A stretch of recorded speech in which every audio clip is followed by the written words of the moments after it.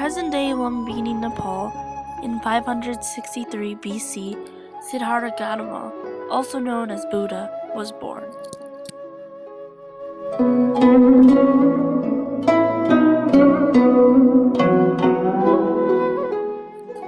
His father had summoned fortune-tellers and soothsayers who determined Siddhartha's future. If Siddhartha succeeds you, he will become a world conqueror. But if he does not, he will become a world redeemer. I better go protect him. Favoring the future, his father decided to create a protective bubble for him to avoid any unpleasant things.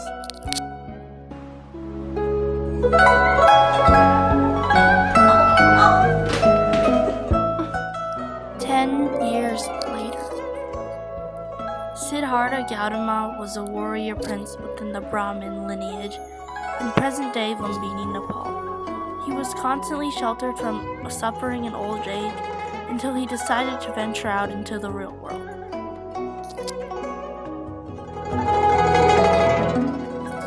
The first sight he saw was a dying old man who was suffering from aging.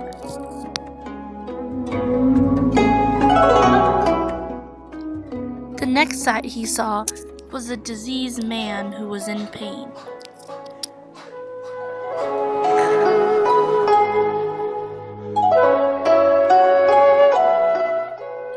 The third sight he saw was a dead corpse. This showed him that death was inevitable.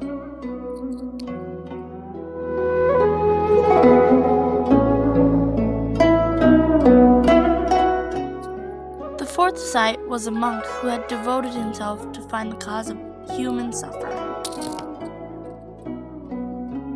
These incidents were known as the four passing sights and convinced Gautama to perceive the inability of suffering. After contemplating many things, Siddhartha disposed of his royal attire, shaved his head, and entered a forest in search of enlightenment.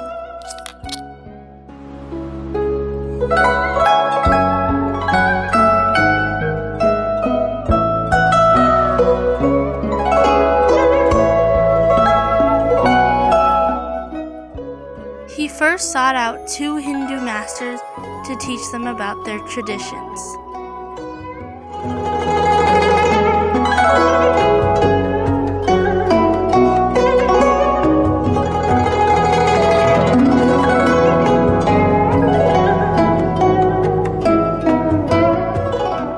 After, he joined a band of ascetics and was so devoted that, if it was not for some of his companions who gave him warm rice, he would have died.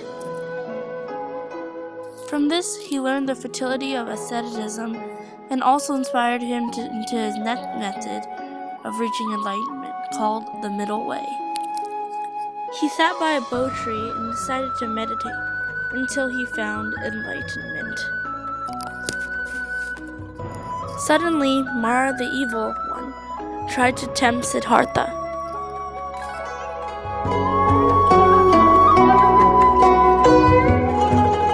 Buddha did not respond to his temptation.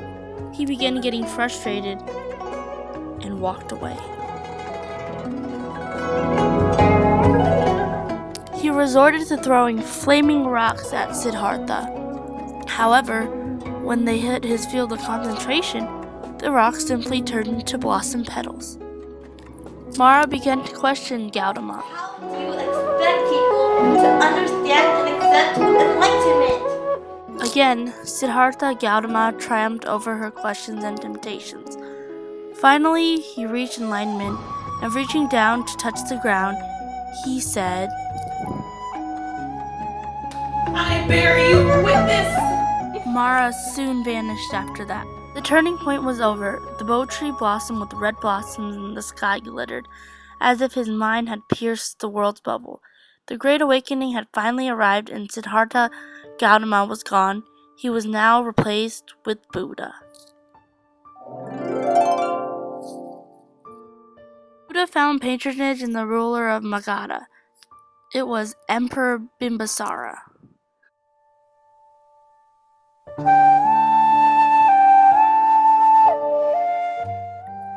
other monks began to join him. They challenged the Brahmin society, which became dead and isolated. Buddha also began training monks. He taught that instead of worshiping one god, they should follow Dharma.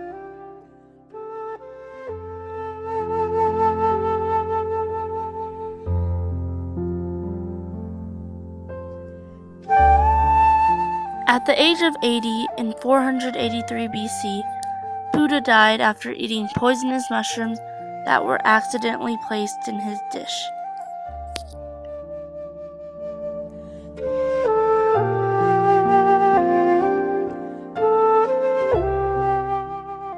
Buddha was cremated, and his ashes were placed in monuments, also known as stupas, some of which are believed to have survived until today.